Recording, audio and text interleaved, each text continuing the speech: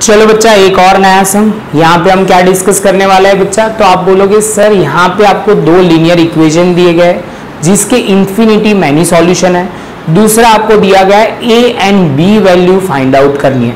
क्या करना है? ए एंड बी की वैल्यू फाइंड आउट करनी है। तो बच्चा स्टार्ट करते हैं। सबसे पहला पॉइंट यहाँ पे क्या है, तो यहाँ पे पहले जो दिया हुआ है वो प्रॉपर पढ़ लेते हैं।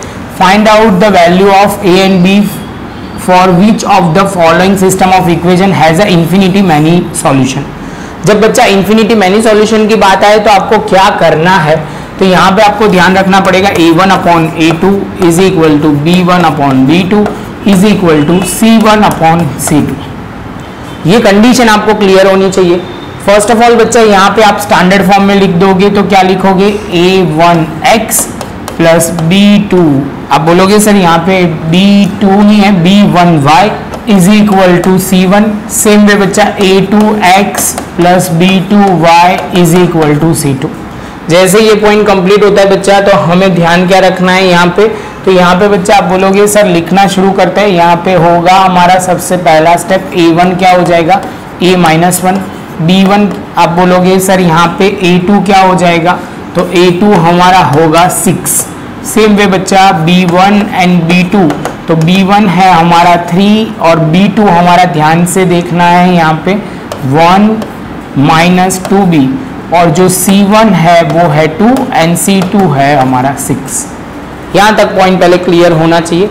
जैसे ये पॉइंट कंप्लीट होता है बच्चा, अब दूसरा जो स्टेप ध्यान में रखना है वो है इसमें वैल्यू पुट करना है। तो यहाँ पे हम लिखेंगे a माइनस 1, a2 की जगह 6, b1 की जगह आप 3, यहाँ पे 1 माइनस, आप बोलोगे सर यहाँ पे 1 minus 2b is equal to 2 upon 6।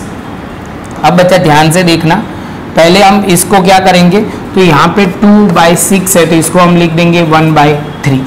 Clear? अब बच्चा पहले हम कंपेयर किसको करेंगे, तो पहले हम कंपेयर करेंगे ये वाले स्टेप को इसके साथ, तो हमें किसकी वैल्यू मिलेगी, a की।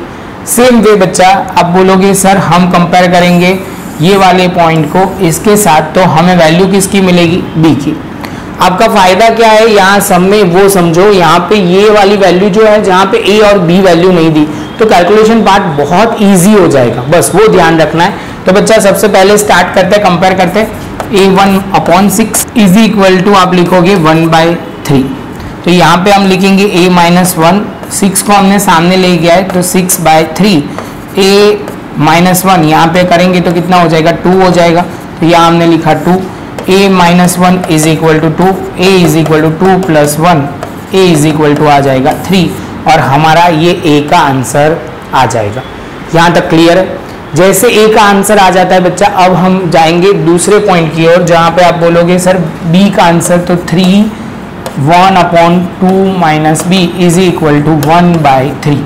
क्रॉस मल्टीप्लीकेशन बच्चा, तो 3 इंटू 3 लिखेंगे और यहाँ पे 1 माइनस 2b, तो ये 9, ये 1 माइनस 2b, यहाँ पे हम लिखेंगे बच्चा 2b दूसरी साइड और 1 माइनस, आप बोलोगे 1 minus 9, 2b is equal to 8, b is equal to 8/2, तो b का आंसर आ जाएगा 4, और आप बोलोगे सर a का आंसर क्या आएगा, तो a का आंसर हमने ढूंढ के रखा हुआ है, तो आप बोलोगे सर आ जाएगा 3।